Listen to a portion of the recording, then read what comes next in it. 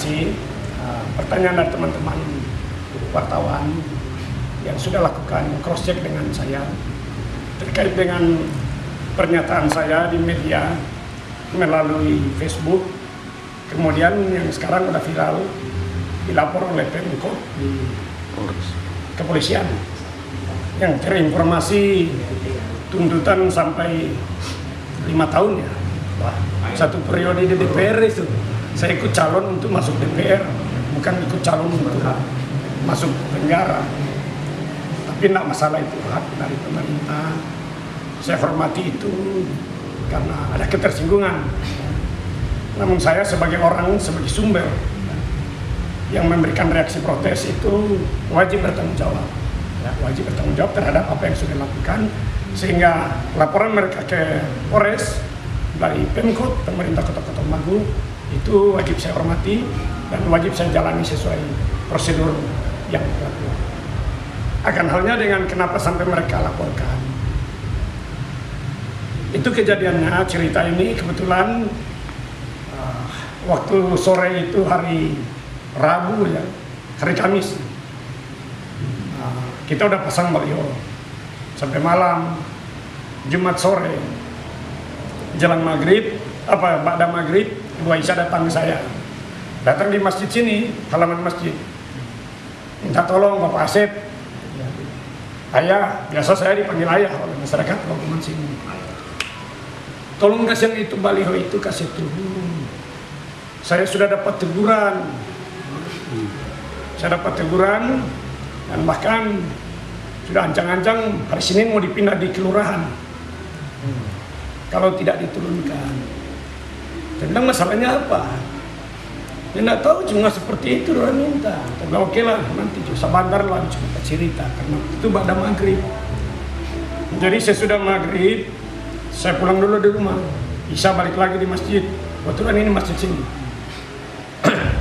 Dalam masjid sini, begitu pulang selesai Isya, saya sama-sama dengan ini saudara sepupu saya, ya, Bapak Udin Yunus, yang kebetulan suami dari Ibu Aisyah.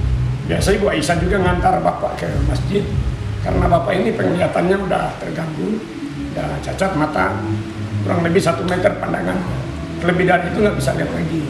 Jadi itu diantar juga. Nah, saya antar pulang waktu itu. Di rumah saya cross check lagi, minta kejelasan bagaimana cerita yang sebenarnya. Maka Ibu Aisyah jelaskan bahwa tadi hari Jumat saya dihubungi oleh teman-teman mempertanyakan baliho yang terpasang. Alasannya apa? Nah, diceritakan. Salah satu yang sudah dibicarakan di situ bahwa dari pejabat Pemkot yang namanya Bapak saya Mokoblinta bicara dengan dia, minta supaya baliho itu diturunkan. Saya itu siapa? Ya kepala BKDD, ya, Badan Kepegawaian Daerah. Nah, terus ditanya kenapa harus saya? Ya, apa kata saya? Itu kan perintah atasan. Atasan saya siapa? Ya jelas aja bupati, wali kota, wali kota. Nah, ini yang saya tangkap. Ini suatu kezoliman yang tidak dibolehkan. Ya. Karena itu saya yang bicara, saya sebagai kepala BKD, ya, kepegawaian. Terus dia bilang, sebenarnya berat hati. Anda itu tante saya. Saya itu kepala BKD ini ponakan dari Ibu Aisyah. Saya mau bilang apa? Tapi saya hanya menjalankan perintah atasan. Perintah atasan itu siapa? Ya atasannya BKD itu tidak mungkin saya dalam perintah begitu. Maka saya langsung simpulkan tuh bupati, wali kota. Ya wali kota Tatongbara. Makanya saya bicara. Terus kalau kemudian persoalan ini harus dipersoalkan, dinyatakan saya sebagai penyebar hoax, sehingga harus dituntut 5 tahun, saya siap untuk itu, bahkan seumur hidup pun oke. Karena apa yang saya lakukan ini melawan, menentang kezoliman. itu jangan seenaknya ditekan seperti itu. Saya bilang kan di situ, coba-coba pindah Pak Ibu Aisyah. Saya akan bikin gerakan yang lain. Artinya apa? Saya tantang kebijakan itu, ketidakadilan dari pemerintah. Itu yang tidak dibolehkan. Ya. Kenapa baliho adiknya wali kota terpampang di rumah-rumah pegawai? Kok aman-aman saja? Keluar dari masjid ini, lihat di depan sana, ada baliho Alfian Bara. Pemilik rumah itu kepala sekolah SDN 1. Kita turun ke bagian pasar situ, ada baliho Alfian Bara. Pemilik ruko itu pegawai. Kenapa giliran balionya adik wali kota Tatong Bara dibiarkan, tapi balio saya itu justru minta diturunkan? Jadi ada dua yang dizolimi. Pertama, pegawai diintimidasi, ya, untuk dipindahkan apabila tidak menurunkan balio yang terpampang, yang merupakan, saya katakan itu saingan dari adiknya Tatong Bara. Kenapa saya katakan saingan dari adiknya Tatong Bara? Karena adiknya dia sama-sama caleg provinsi dengan saya.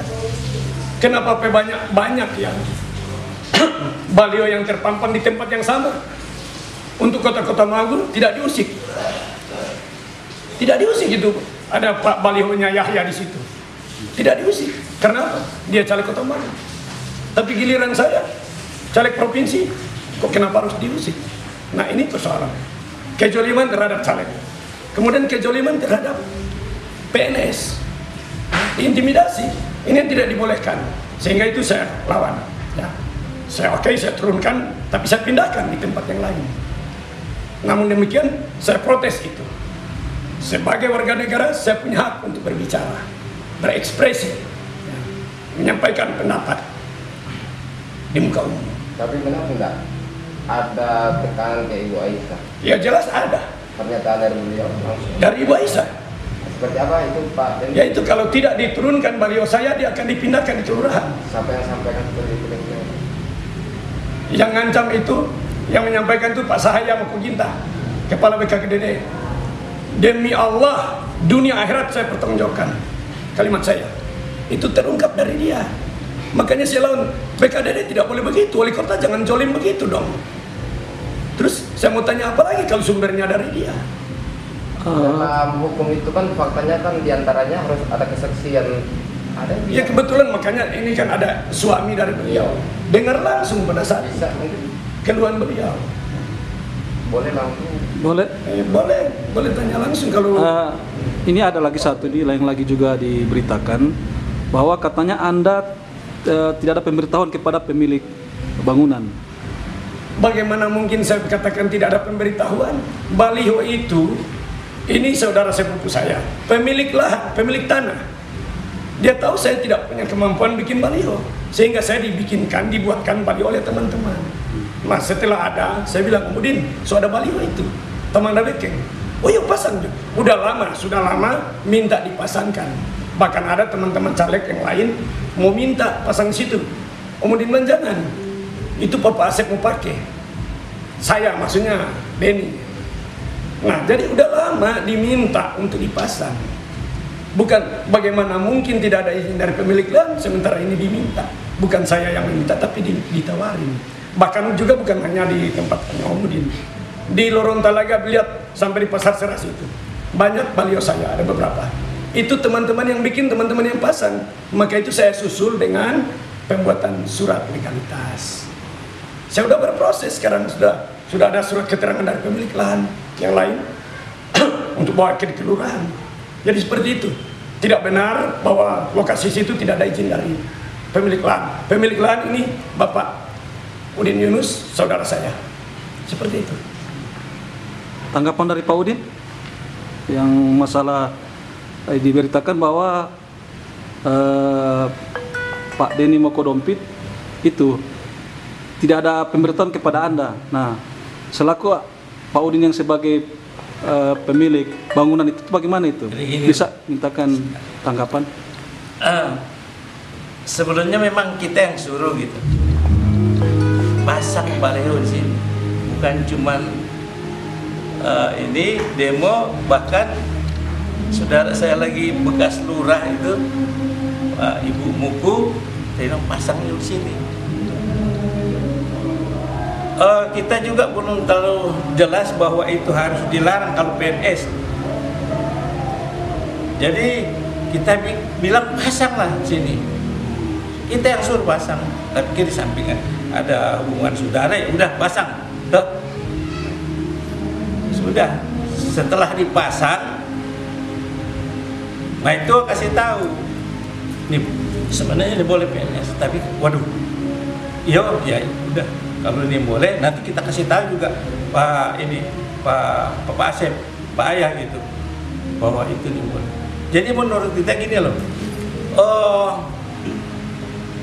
siapapun yang kasih tahu, entah itu wali kota, saya, siapa sajalah yang kasih tahu bahwa itu nih boleh, menurut kita itu aturan.